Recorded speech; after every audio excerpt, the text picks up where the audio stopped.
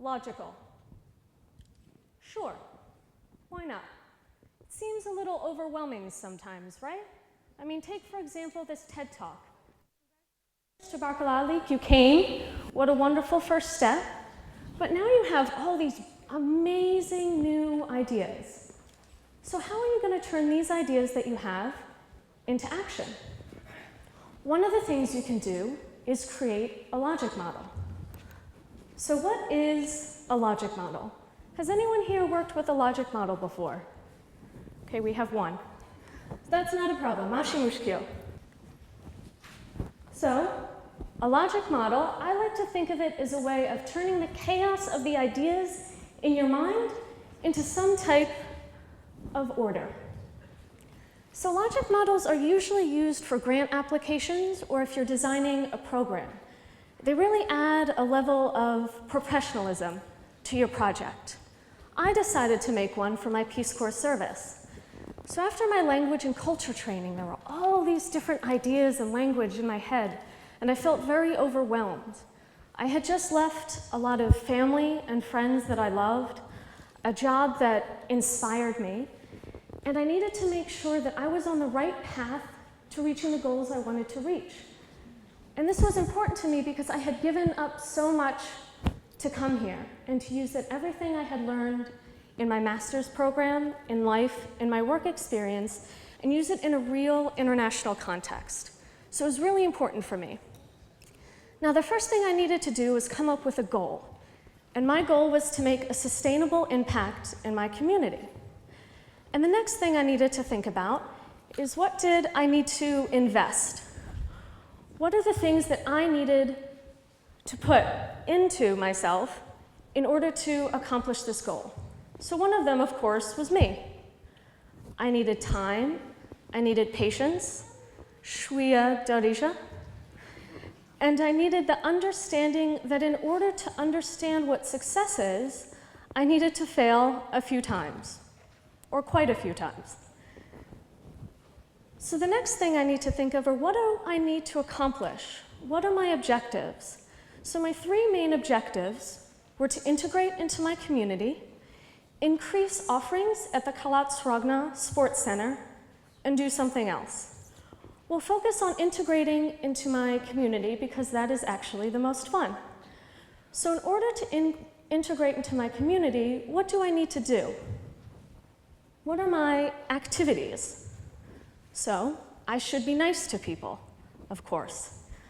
Chesni shrib b'zef ate, kult b'zef couscousu, and ask cultural questions like, Alash ana maskina, ana mashi maskina ana frahana, kayesh b'ni maghrib b'zef, makla benina, and everyone's like, la, unti maskina, and I'm like, la, ana frahana, and they're like, la, maskina.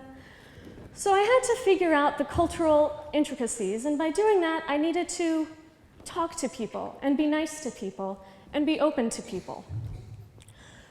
So what did these activities lead to? What did I create by integrating into my community?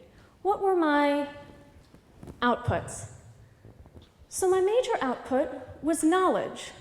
So I created knowledge. Now sometimes the knowledge was a little bit more difficult to come by. So for example, I live with a Moroccan family, and I have what I call my Mama Maghrebia. And unfortunately, her sister had died. And when she came back from the funeral, all the neighbors came to our house with these big cones of sugar. She had 100 cones of sugar, and I'm sitting there, I'm like, oh my gosh, I didn't get her a present. I should get her something. So I woke up the next day thinking, I'm going to get her flowers. Because in America, when someone dies, you give a big bouquet of flowers or chocolate-covered pretzels. And I'm walking all over Kalat Srogna. I'm like, where are the flowers? Where are the flowers? There are no flowers. So I give up. And I go to the local hanut, and I buy a huge cone of sugar.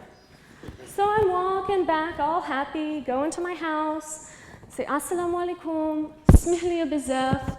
For America, we get flowers. But I couldn't find flowers here, so here is a cone of sugar. Silence.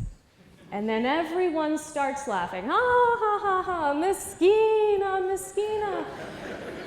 Turns out what I didn't understand is giving sugar is an indirect way of giving money, of flus. So I had just bought the cone of sugar that they had just sold to the Hanut and gave it back to them. Right, so the gaining of the knowledge is a little difficult sometimes, yet interesting. But what does that knowledge then produce?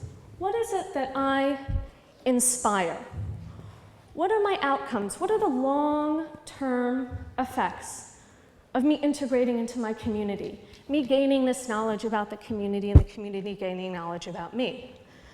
Well, I hope that it's an understanding, like President John F. Kennedy, the founder of Peace Corps, once said, that what unites us is greater than what divides us. So, am I on my way to reaching my goal based on the path that I have created myself? Inshallah. I do not know. I will let you know.